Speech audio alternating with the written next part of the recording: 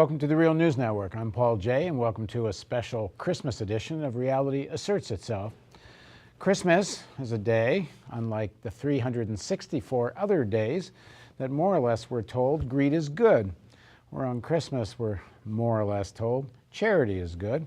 Well, just what is the role of charity in this society, and what is the message we get at Christmas and other times when we're told charity is the solution to poverty? Now joining us to talk about all of this, first of all, is Reverend David Bullock from Detroit. Thanks very much for joining us, David. Thank you for being here. And Chris Hedges. I should say Reverend Chris Hedges because Chris was ordained and is a Pulitzer Prize winner and a regular on Real News, and everybody knows by now Chris's biography, and if you don't, look down below and you'll see David and Chris's biography. So what do you make of the whole message of charity?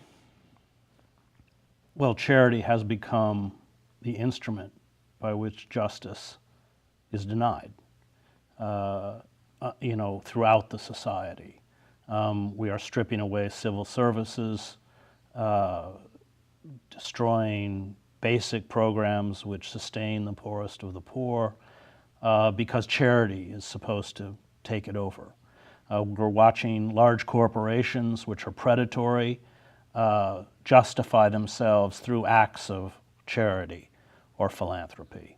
And these corporations, at their heart, are disemboweling the country, are creating untold misery for the vulnerable, not only domestically but globally. And so charity becomes something that is kind of unrelenting as a kind of ideology, because it's a mask for the denial of justice and for the justification of predatory capitalism. David, the message or theme of charity permeates certainly what Christianity is supposed to stand for. We're told this is not a religious country, but on the whole we're told this is a Christian country. Mm-hmm. The official narrative for most people is that to give is to show your fidelity to what you believe, and the sense of what Chris is raising of a public sector as a solution to that, it's kind of almost gone from the whole discourse. Indeed, if it ever existed, I think there has been a tug of war, at least in this country, between competing ideals, charity, love, benevolence, versus what John Rawls would call justice as fairness. And so, of course, Rawls lost to Robert Nozick, and love has triumphed over justice. How this plays out in an interesting way, even in the hands up, don't shoot, or Black Lives Matter movement. So we die in, sit in, walk in, eat in, and sleep in, but don't ask for any public policy solution to police brutality, or better yet, activists stand next to families, lawyers represent those families, go into a criminal case that they know they can't win because the law makes it impossible for them to actually win the criminal case. They know that in advance. But then in the name of love, we get the family a settlement and march around New York or Washington, D.C. and give back. We wear a T-shirt at a basketball game and score points for the Lakers. I mean, so there's this, there is this shadow boxing, this veneer of care that has triumphed over the deep, significant need for justice, fairness, equality, public policy that empowers the people, as opposed to a limited and light love that lifts up corporations. We learn to live with this hypocrisy of the narrative. We're always told, do good, give. Well, but it's what does good mean? Good means obey, is what they're really saying. Trust in the system. The system is good. And the more totalitarian the system becomes, and we live in a species of corporate totalitarianism, the more they have to create this facade. And that's what all totalitarian systems do. Claudia Kuntz's book, The Nazi Conscience, is about that system of philanthropy and charity that was pumped out by the Nazi Party. All these pictures with the hyperinflation in Weimar of young men in Nazi uniforms carrying wood or buckets of coal to widows' homes. Stalin's Russia did it exactly the same thing. And I think that as the system becomes crueler, and as the system essentially extinguishes any kind of legitimate democratic participation, as the court system becomes a wholly owned subsidiary of the corporate state, they have to ramp up this image of charity, which is really saying we care. I mean, I walked into Brooks Brothers the other day, and there were pictures of children without their hair who have cancer. It used to be that Brooks Brothers manufactured their clothes in unionized textile plants in Pennsylvania. Now they are being sewn by sweatshop workers who make 22 cents an hour. So it becomes, an ideological facade because as the system becomes more and more rapacious, they need to generate these, and that's what advertising does so well, these emotional responses which are completely fictitious. How do you deal with this in the church?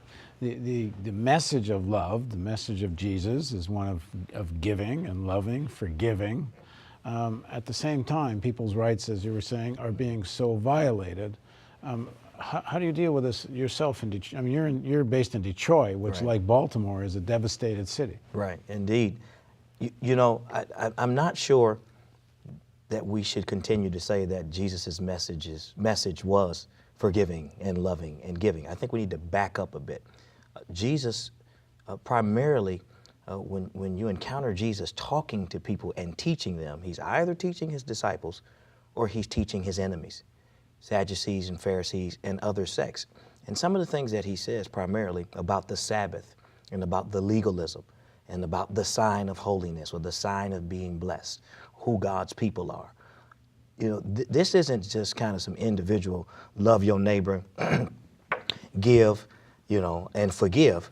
I mean, this is deep critique of legal systems of oppression. The work that Jesus does in the temple, which is also a bank, right? And of course, people never read the bank temple. They read the temple as a sanctuary of worship. It's a bank. And so the high interest fees that are being charged on poor people who have tied their religious worship to a deity, right, to their financial prospectus. So they can't opt out, because if you opt out, you're a bad worshiper. So you have to pay the exorbitant amount of being charged for the turtle dove and charged for the sacrifice. And Jesus comes in and says, no, right? I mean, that Jesus And overturns and the tables. flips over the tables and whips, right? So the meek, caring, loving, forgiving Jesus pulls a whip out, okay, and whips the money changers out of the temple, which is why ultimately he makes a lot of enemies and gets crucified. He goes to Zacchaeus' house. I don't know what he told the brother, but whatever he told Zacchaeus came out of that dinner meeting giving folks their money back. I mean, so this is not a sermon that says, that's nice and gentle. I mean, Jesus is dealing with systems of economic oppression, systems that keep people in poverty, systems that tell people to be good in their individual lives while they are oppressed. And goodness means not only being subject to, but worshiping the very people that oppress you. And what does he do? He turns over the tables. He kicks the money changers out. And so as we talk about Christmas and charity and love and giving and Jesus, the giving that Jesus seems to represent, the love that Jesus seems to represent, at least in the Bible, is love of people that forces you to reject any system that organizes, orders, and backs with military force a force that oppresses those people. And if you're not opposing that system, you don't love people. And I think that is what we should be telling people about Jesus during Christmas. We know much of the Bible was written long after the early Christians, and much of the Bible was written once Christianity had become a state religion, Right. and in fact the religious ideology of the oppressors themselves. The early Christians ain't that, and that's where the revolutionary Jesus, that's where he emerges as a leader of a movement, of an early Christian revolutionary movement. That Well, it's a revolutionary movement in this sense, and see if you agree, in that it understands that power is always the problem.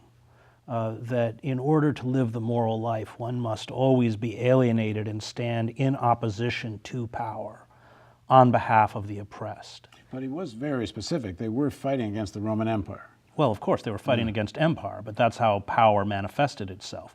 And there were, Jesus is very clear throughout the gospel that to serve systems, you cannot serve two masters. To serve God, one cannot serve systems of power, and certainly systems of empire. And I think, as David said correctly, that it's also very clear from the gospel that justice is the physical or public manifestation of love.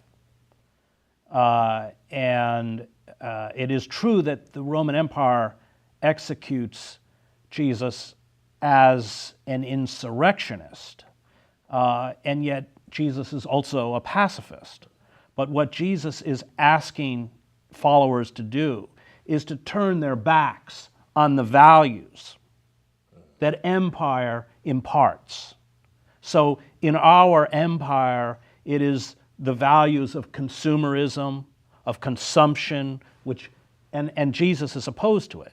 And I think that when we go back and look at the early 19th century with William Jennings Bryan, all sorts of other figures, the Chautauqua movement, although it was segregated, but you saw and understood, certainly the black prophetic tradition saw this, they got that radical message. And then in the early 19th century, we had the Rockefellers and the Carnegies who actually invested tremendous sums of money to promote the prosperity gospel, to challenge this narrative, which had fired up the abolitionists and fired up a lot of the socialists, even those around Debs. And that black prophetic tradition came under assault.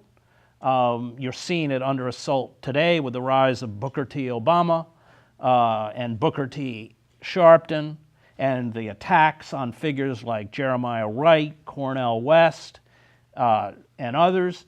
And because that core, I think, fundamental message of the gospel is anti-capitalist, anti-imperialist. Remember when Jesus is taken to the desert by Satan, and Satan offers him not only riches, but control of land. That's right. Which is empire. That's right. And that is a condemnation. That's right. That the Gospels are such a clear condemnation, not just of the Roman Empire, but of empire. And remember, as Jeremiah Wright correctly points out, that Jesus wasn't white.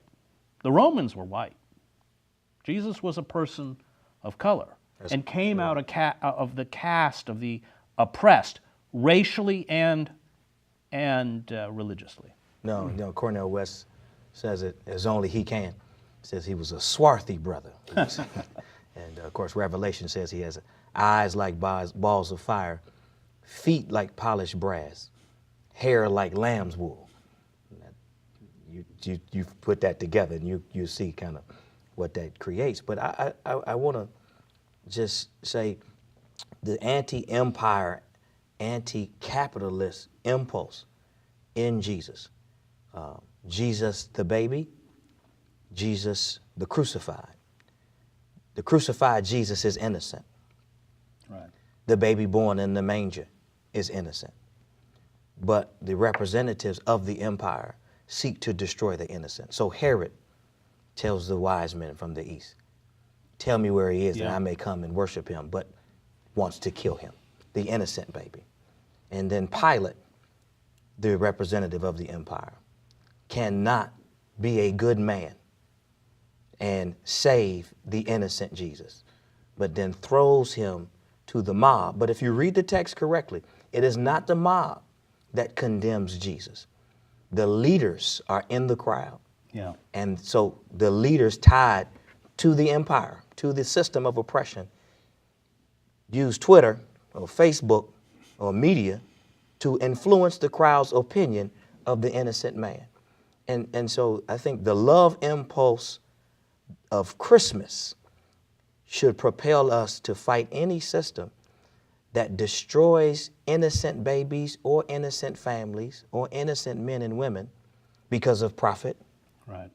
because of greed, right? Because of a impulse to power. And that's what we're seeing, not just in the United States of America, but across the world. Power is used to destroy innocence, right? And then there is no champion. There is no outcry, right? There is no movement. There is no public. What is the public policy that protects the innocent in housing, right? In school. Let me just add that, when the Bible was written, it was written in peasant Greek. As anybody who studied Greek, there's no relation between the complication of Homeric Greek and the very simple peasant Greek of the Bible, because it was written for the oppressed. And those of us who come out of privilege, especially white privilege, and I think the great theologian James Cone has spent his life pointing this out, are blinded to so many fundamental messages of the gospel. So when I covered the war in El Salvador, I was in a refugee camp in Honduras for those who had fled the fighting. These were illiterate campesinos. And I was there on January 6th, this is the Day of the Innocents, right, Reverend? Is that right? And they were decorating the camp. They were having a big fiesta. And I said, why is this an important religious holiday? And one of the campesinos said to me, and this is when Herod kills the 100 babies and the angel comes and Mary and Joseph and Jesus have to flee to Egypt. They said, because that's the day Jesus became a refugee. Now, that's from Luke. I'd heard my father read that. My father were both preachers' kids. Right. I'd heard my father read that. I know that passage from memory, but I never understood it. I never understood it until that moment. And I think when you descend as the way, when slaves read the story of Moses leading the people out of Egypt, they viscerally understood liberation. And that's who the Bible, we know the Bible was written for that population, because I think the Bible, it only has a 300-word vocabulary, if I remember correctly from divinity school. And that message is one that has long frightened centers of power, so that they have attempted to co-opt not only religious institutions and religious figures, but also co-opt the message itself and twist it into what we began with, was this kind of Hallmarkian, sentimental notion of love, which is not what Jesus was about. We're in Baltimore, I'm told, and I haven't verified this, there's more churches per capita in Baltimore than maybe any city in the country. There's sure a lot of churches, and most of them are black churches. There have been numerous killings of people here by police. There was a report recently about police brutality. It's a daily occurrence here. Wide sections of the city suffer terrible chronic poverty and boarded up housing. We know the blight of many urban centers in America, and Baltimore has it as bad as most. But where are the black churches? What is going on in those churches? Where they have a rally about someone, either the killing in New York or in Ferguson, and maybe 500 people come out, and that's big. Trayvon Martin, I think maybe they got 1,000. But sometimes there's killings here, and nobody comes out.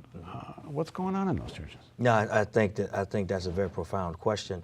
Baltimore, Detroit, Southside Chicago, Gary, Indiana, Atlanta, Georgia, Los Angeles. I mean, wherever you find African American churches, you find a number of them. You find a spirited worship.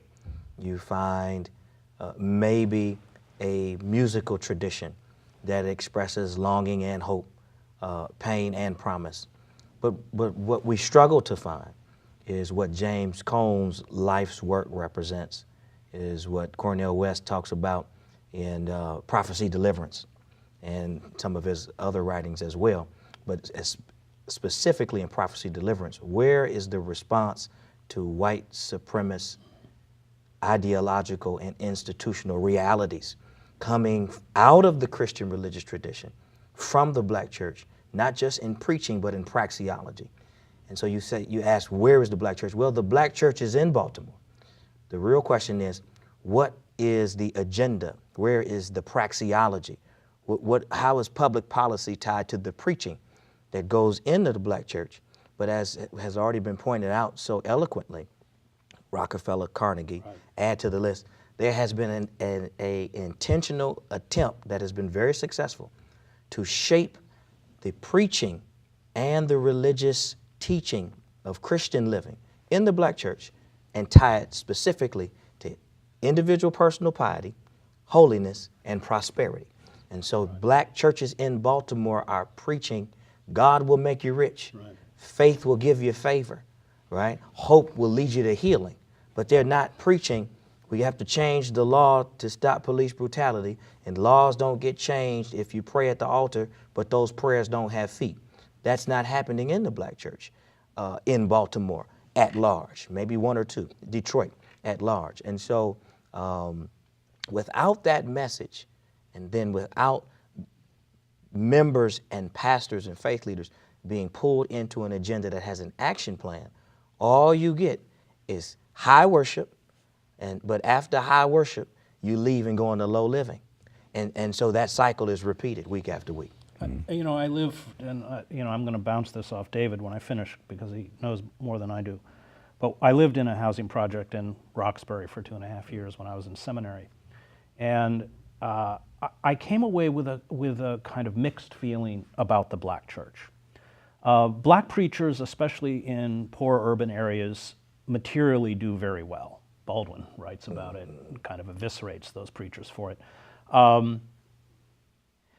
But what they do is they set very strict standards about behavior. You know, you have to obey your mama, you can't run in the streets, you have to stay in school. And they can, you know, maybe it's less true today, but it was true then that they could get a certain segment, maybe the upper third, out of the ghetto. And the only way they were going to get out of the ghetto is by playing the game. But that meant that there was a whole nother segment of the population, and a lot of those kids in the projects. I was right across from the Main Mission Extension housing projects, which in those days were very rough projects in Boston. Those kids not only were trapped and never getting out, but the black church wrote them off.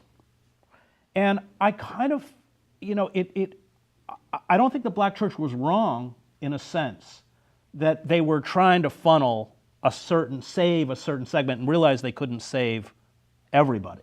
But it colored the message they preached, which, as David said, was really at its core the gospel of prosperity. That if you know you do right by Jesus, it's magic Jesus. You know, magic Jesus will take care of you. And the other thing I saw, and I'll get your comments on this, is that successful blacks who had gotten out of Roxbury would come back to these churches, but they looked with utter disdain on the blacks that had remained behind.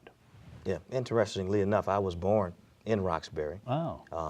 On Seaver Street, right across from Franklin Park Zoo. Yeah, I know. And my grandfather, Dr. Samuel H. Bullock Sr., built a church in Roxbury on Blue Hill Avenue, Pleasant Hill, Missionary Baptist Church. A very famous church. In the 40s, that's my grandfather, and marched with Martin and hosted Malcolm. My cousin's the pastor of that church today. He's a lawyer, Brandeis grad. Your comments are very insightful, and black people are not like milk, right? We're not homogenized, and I don't know if America understands that there are layers, there are class realities in the black community, and so middle to upper class blacks have an aversion, don't understand, don't want to be identified with lower class blacks. Lawrence Otis Graham writes about this and our kind of people. But beyond that, in the church, there are two things that I think are very important. One, the minister many times is the managerial appointee of white power. Yeah. Okay, and so, for instance, in the city of Detroit, if you wanted to get a job at the plant for Mr. Ford and you were black, you went to a certain church, and that pastor had a certain amount of jobs he could pass out. Yeah. But now, if I'm passing out jobs for Mr. Ford and I'm the pastor, I can't preach sermons about the labor movement, collective bargaining, trade unionism, right? I have to preach, be obedient, and you'll be blessed. So that's one piece. So there's an economic relationship, and so the pastor does well because many of these churches are poor. And so the other thing that members don't really realize is that some pastors are doing well financially because of their members. Many more are doing well financially because they are managerial elites. And so the Bentley is a sign that the pastor is tied to a white supremacist status quo institution, and that's the payoff, or the charter school sometimes is the payoff, or the radio show, or the television show is sometimes the payoff. But the other layer of this is that it's easier to speak truth to the powerless. And so I would maybe disagree and say that those who are left behind have not been written off. They have been anointed to the status of whipping boy and whipping girl. And so the holiness message, right, is a weekly opportunity to speak truth to the powerless, which purges the preacher's impulse to speak truth to somebody. And so every week, the preacher is then free from the guilt of having not whooped somebody. Jesus whipped the money changers. Preachers whip their members. And so there's an interesting dynamic in the black church where many ministers will say things to their members, don't steal, but they won't say, don't steal to Wall Street, right? But if stealing is wrong for Leroy, right, then stealing ought to be wrong for the corporate banker. But you don't get that connection. I was thinking of the unchurched group, those kids running the streets and the projects who, you know, their families were kind of dysfunctional. They weren't going into the church. But at least I saw in the projects. But you're right. You're right. That is a mechanism of fear by which you keep people subservient to the system. That's right. But at the same time, I just want to say that I felt a kind of moral quandary because that was the only exit door. People don't understand unless they've lived in those communities. All of the ways institutions, white formed institutions, schools, probation officers, courts, police, mean that you're never going to get out. The walls that are built, you can't see those walls if you haven't been there. But the walls are, it is a prison. You can't walk out of it. And there's so few ways to get out. And so my final, even though I chastised the church, they were right. For the few that were going to get out, they did offer them that. Some did. That's right. And I know we're running toward the end of the segment, but this is why people in the black community are not going to church, because the church, after Dr. King's successful work and after the work of the civil rights movement, is no longer the only door. See, Jay-Z proves I can sell dope and then start Rockefeller and then cut a deal with Sony and take Kanye with me and cut my brother Damon Dash because he's not going to play ball and marry Beyonce and get out. And so now hip hop is a way out. LeBron will tell you I can go to high school and then I can go to the NBA and that's my way out.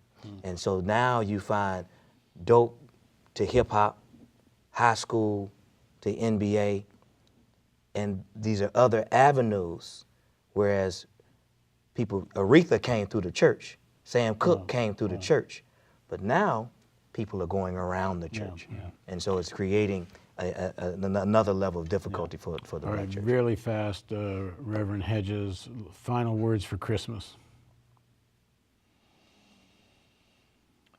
We have to, as the consumers that we have been conditioned to be, recognize that all of these things have to be brought before the manger holding the baby Jesus and abandoned, if we're going to recapture what that gospel message is about.